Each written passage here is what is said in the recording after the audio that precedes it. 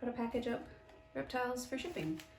This is going to be like a boxing video as opposed to an unboxing video.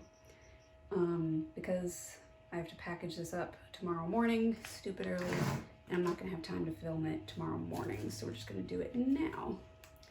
So, I'm going to kind of walk you through what I do to ship out reptiles, because we have this fine lady right here who has just been purchased, and I'm going to get her packed up tomorrow morning, Monday, send her out in the mail so that she will arrive to her new home on Tuesday.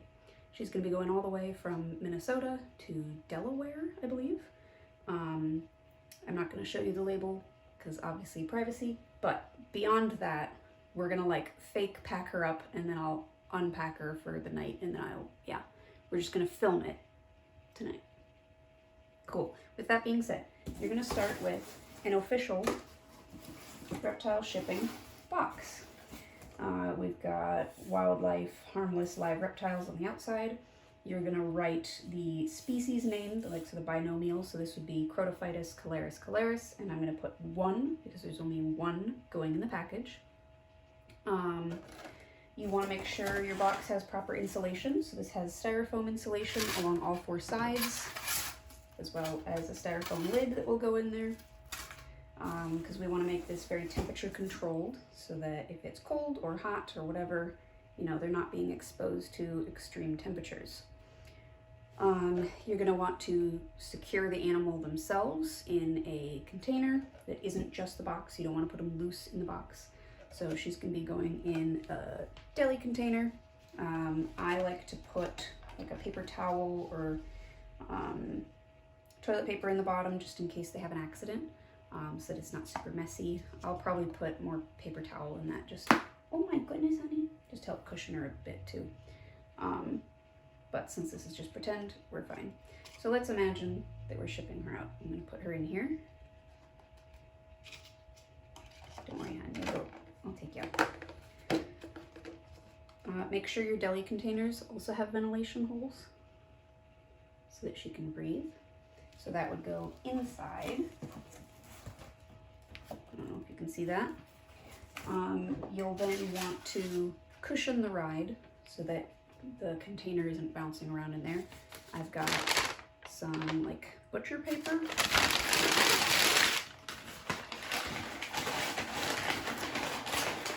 So place that in there. That's also going to help keep your heat pack or cool pack from directly touching the animal. So because it's going to drop into the 30s, both in Minnesota and I think on the way to Delaware, I will be using a Uniheat heat pack. These are designed for reptile shipping, so they last a really long time and they don't get to dangerous temperatures. Now, the thing with these heat packs that I don't think gets talked about much, she's not happy, hold on. I'm gonna pretend she's in there. Pretend. I know. You're going to have to deal with it tomorrow, though. Okay. You can sit up here. So the thing with the heat packs, you have to open them up and expose them to the air like an hour before packaging them in here so that proper air exchange can happen, so that there's a good chemical reaction and it gets the right temperatures. So you would open it up. I'm not going to do it right now because I need it. So you would open it up, shake it really well, and the company recommends that you wrap it in a towel after shaking it really well and leave that for almost an hour so that it gets to a good temperature before taping it securely to the inside of the styrofoam lid. So I'll open this up, shake it up, wrap it in a towel, leave it.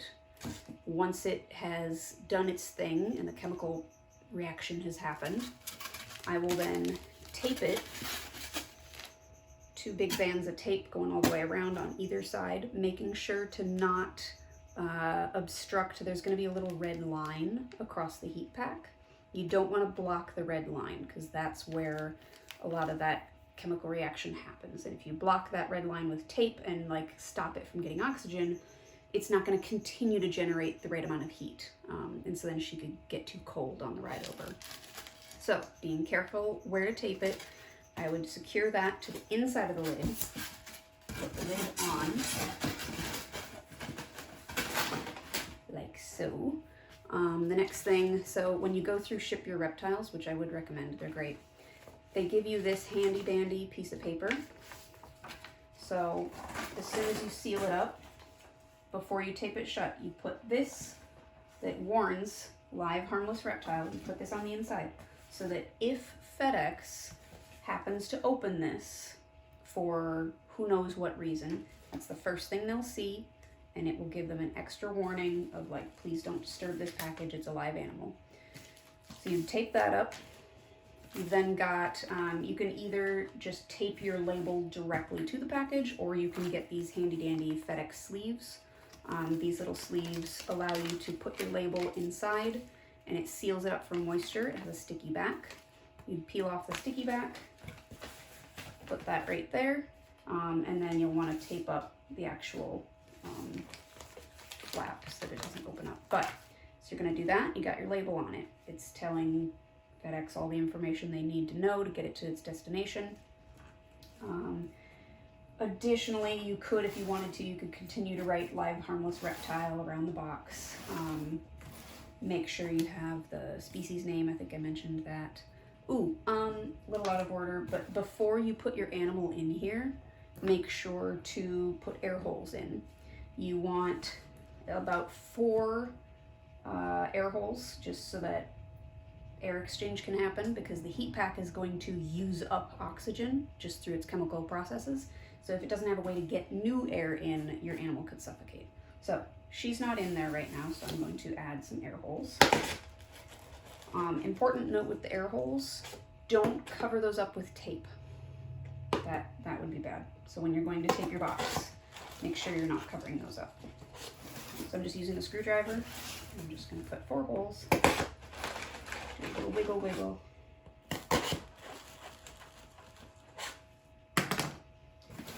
And there we go. Pretend that I've got a label, pretend the animal's in there, pretend the heat pack is done correctly, and we're good to go. And we can send that off to the post office. The safest days to ship would be Monday, Tuesday, or Wednesday. You don't want to ship any later than that, just because of how busy the shipping schedule gets. You risk them getting misplaced or sitting at a facility overnight and over the weekend, which we don't want. We want them to get their priority overnight is the one that you'll want to select. What was the other thing? Another like safety measure you can do is shipping them directly to a FedEx hub, and you have to select hold for pickup. And what this does is it prevents FedEx from leaving them on someone's porch and them, you know, being at work, not being notified, and them sitting in the cold for hours on end before they can get there.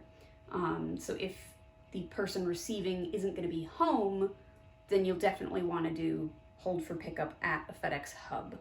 If they are going to be home, in this instance, the receiver is going to be home all day, so they will be there to receive them, and there shouldn't be any issue there. But that's how you do it.